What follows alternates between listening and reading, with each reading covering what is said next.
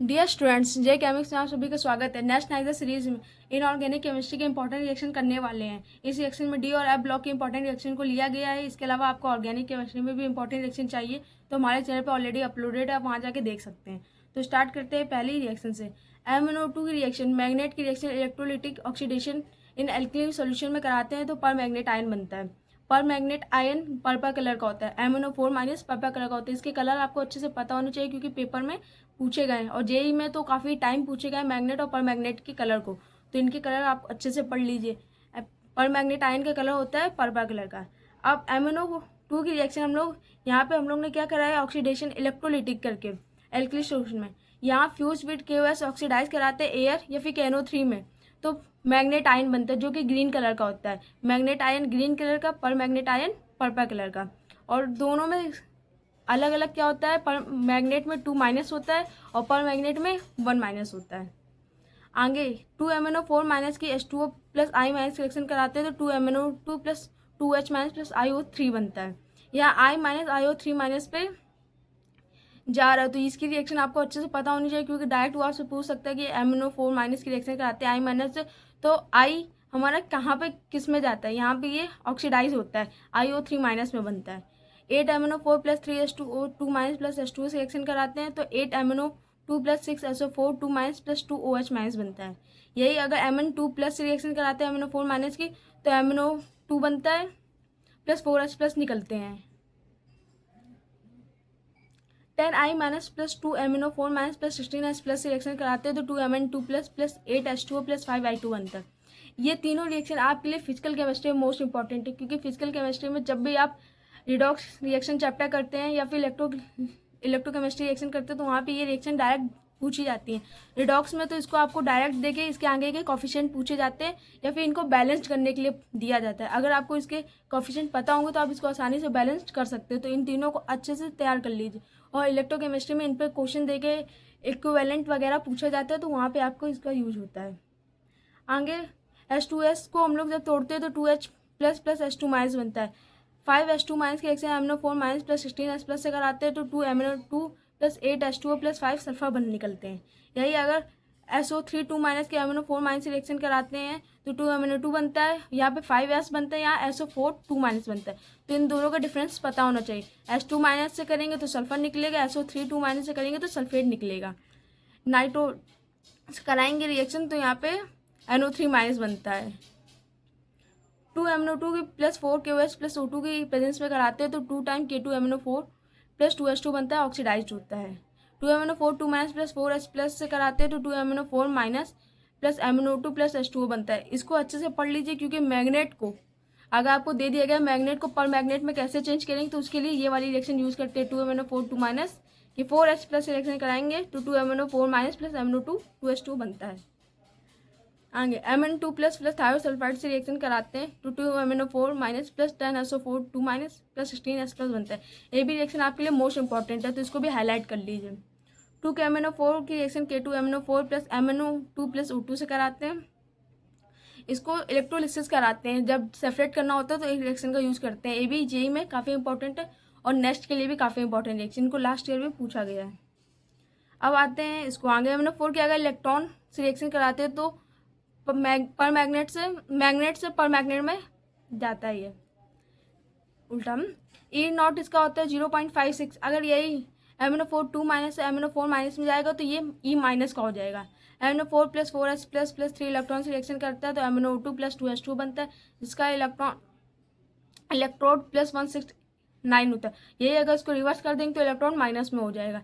MnO4 8H plus plus 5 electron से reaction कराते हैं तो Mn2 प्लस 4H2 निकलता है जिसका इलेक्ट्रॉन प्लस 1.52 वोल्ट होता है। अब आती है, अब यहाँ तक कि आपकी KMnO4 की रिएक्शन कंप्लीट होती है। अब आती है K2Cr2O7 की रिएक्शन। डी एन ब्लॉक के KMnO4 के बाद K2Cr2O7 मोस्ट इंपॉर्टेंट रिएक्शन है। K2Cr2O7 2 माइनस की रिएक्शन कराते हैं 14H प्लस 6 इलेक्ट्रॉन से तो 2Cr3 प्लस प्लस 2H2 बनता है। ये यहाँ पे रिड्यूस हो रहा है क्योंकि Cr2 दो है, 7 14 इधर से गया 14 टू 16। यहाँ पे क्रोमीन पे प्लस 6 का चार्ज है और यहाँ क्रोमीन पे प्लस 3 का चार्ज है। यहाँ 6 इलेक्ट्रॉन तो यहाँ आयरन 2 प्लस की रिएक्शन कराते हैं तो सेम वही रिएक्शन आती है। अगर इसमें आपने केवल KMnO4 की रिएक्शन अच्छे से पढ़ ली तो K2Cr2 की रिएक्शन भी आप अच्छे से कर सकते हो। 4 FeCl2O4 plus 8 NO2CO3 plus 7 O2 से रिएक्शन कराते हैं तो 8 time NO2CrO4 plus 2 Fe2O3 plus 8 CO2 बनता है। यही क्रोमेट आयन की KCl से रिएक्शन कराते हैं तो K2Cr2 प्लस 2 NaCl बनता है। ये रिएक्शन आपके क्रोमेट आयन को बनाने की होती है तो आयरन क्रोमेट से, ठीक है, पोटेशियम क्रोमेट में बनाने की रिएक्शन होती है। इन दोनों रिएक्शन को अच्छे से पढ़ लीजिए क्योंकि इस पर आपको एक दे के दूसरा Na2CrO4 पूछा जाएगा, फिर NaCl की रिएक्शन इस पर करके K2CrO7 निकाला जाएगा। तो इस रिएक्शन को भी अच्छे से कंप्लीट कर लीजिए। अब आती है CrO4 2- की 2H प्लस से कराते हैं तो Cr2O7 2- बनता है। Cr2O7 2- की 2H- से कराते हैं तो CrO4 2- बनता है। देखो सारी रिएक्शन हमने एक जगह इसलिए लिखी है क्योंकि आपको बिल्कुल कन्फ्यूजन ना हो। जब CrO4 2- पे 2H जोड़ेंगे तो Cr2O7 2- बनेगा। अब जब इसी को रिवर्स करना होगा हमको तो 2H प्लस यहाँ जोड़ा तो यहाँ 2OH- सब्ट्रैक्ट कर देंगे, ठीक है, इससे तो ये रिएक्शन वापस आ जाएगी। आगे इसकी भी थायोसल्फाइड आयोडीन इनकी रिएक्शन इंपॉर्टेंट होती है और यही रिएक्शन अभी आपने ऊपर भी पढ़ी है, ठीक है। तो 2 प्लस H2O8 2- रिएक्शन कराते हैं तो I2 प्लस 2SO4 2- बनता है। फर्दर इसके कराते हो 2Fe3 plus plus 2 2Fe2 plus plus I2 बनता है। इसमें एक ऑक्सीडाइज और दूसरा रिड्यूस होता है। आयरन 3 प्लस रिड्यूस हुआ है और I ऑक्सीडाइज हुआ है। थायोसल्फाइड से कराते हैं तो इसमें भी एक रिड्यूस होता है और दूसरा ऑक्सीडाइज होता है। 5 ऑक्सीडेड आयरन रिएक्शन कराते हैं तो 10 CO2 प्लस 10 इलेक्ट्रॉन बनता है। 5 NO2 माइनस की प्लस 5 H2 से कराते हैं तो 5 NO3 minus plus 10 H plus plus 10 electron बनता है। ये रिएक्शन इतनी भी इंपॉर्टेंट नहीं है, मेन इंपॉर्टेंट आपकी क्रोमेट और मैग्नेट की रिएक्शन, लेकिन इनको भी कभी कभी पूछ लिया गया है, बहुत ही कम चांस है, लेकिन इनको भी आप अच्छे से देख लीजिए। अब आती है कॉपर की रिएक्शन। ये इंपॉर्टेंट रिएक्शन है क्योंकि कॉपर 2 प्लस 4I- से Cu2I2 बनाते हैं। कभी भी कॉपर को Cu या फिर Cu बनाए हुए कभी नहीं देखेंगे, Cu2I2 ही हमेशा बनाते हो। तो ये आपका एक्सेप्शन भी है और ये काफ़ी इंपॉर्टेंट रिएक्शन भी है। अब डी और एफ ब्लॉक की लास्ट रिएक्शन आती है एफ ब्लॉक में। यहाँ तक कि आपकी डी ब्लॉक की सारी रिएक्शन कंप्लीट होती है। एफ ब्लॉक में लेंथेनाइट की रिएक्शन होती है जो कि बहुत ही कम पूछी गई है, लेकिन एनसीईआरटी में दिया है तो पूछने के पूरे चांसेस हैं, तो इनको पढ़ लेते हैं। एल एन यानी कि लेंथेनाइट की विथ एसिड से कराते हैं तो H2 निकलता है। हेलोजन से कराते हैं तो LnX3 निकलता है।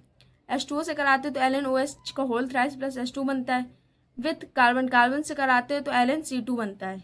सोडियम नाइट्रोजन से कराते हैं तो LnN, सल्फर से Ln2S3 और ऑक्सीजन से बर्न करते हैं तो Ln2O3 बनता है। यहाँ तक कि आपकी डी एंड एफ ब्लॉक की सभी रिएक्शन कंप्लीट होती हैं। इसी तरीके की और भी वीडियो के लिए हमारे चैनल पर बने रहें, या तो चैनल को लाइक करें, साथ ही बेल आइकन दबाना ना भूलें। और प्लीज़ बच्चों, मुझे कन्फ्यूजन हो रही है, बहुत से बच्चे कह रहे हैं कि आप SOP ब्लॉक सिलेबस में हैं, बहुत से बच्चे बोल रहे नहीं है, तो प्लीज़ मुझे इसमें कमेंट करके बताएं कि SOP ब्लॉक आपके सिलेबस में है तो उस पर भी मैं वीडियो लाऊं, उनकी भी कंप्लीट रिएक्शन की। अगर नहीं है तो उसके लिए बता दें, उस पर वीडियो ना ला के आगे वीडियो लाई जाए। और साथ ही आपको अगर 2023 और 2024 का पेपर एज अ मॉक चाहिए तो उसके लिए कमेंट करें, आपके लिए एज अ मॉक सभी पेपर दे दिए जाएंगे 2023 और 2024 के, और उसका सोल्यूशन भी अवेलेबल करवाया जाएगा। और बच्चों बिल्कुल भी आप ये मत सोचिए कि मैम हमारे साथ नहीं है या फिर आपके लिए नहीं, तो JEE केमिक्स हमेशा आपके साथ खड़ा है। बस कुछ हेल्थ इशू होने की वजह से वीडियो टाइम पे नहीं आ पा रही है, पर आपका इसके पेपर के पहले आपको जितना प्रॉमिस किया गया आपको करा दिया जाएगा, तो इसके लिए आप टेंशन ना लीजिए। और प्लीज़ बच्चों, आप वीडियो देखते तो हैं लेकिन सब्सक्राइब नहीं करते, तो प्लीज़ सब्सक्राइब भी जरूर करिए ताकि हम मोटिवेट हों और आपके लिए और अच्छे से अच्छे वीडियो अपलोड कराए जाएँ। इस ईयर तो हमारे पास काफ़ी कम टाइम था IIT और नेक्स्ट दोनों के लिए, लेकिन नेक्स्ट ईयर 2026 बैच के लिए आपको यहाँ पर सभी चीज़ें प्रोवाइड कराई जाएंगी टाइम टू टाइम, क्योंकि हमारे लिए पूरा टाइम मिलेगा, मुझे भी आपको पूरी चीज़ें प्रोवाइड कराने के लिए। तो हमारे चैनल पर बने रहें। Thank you for watching.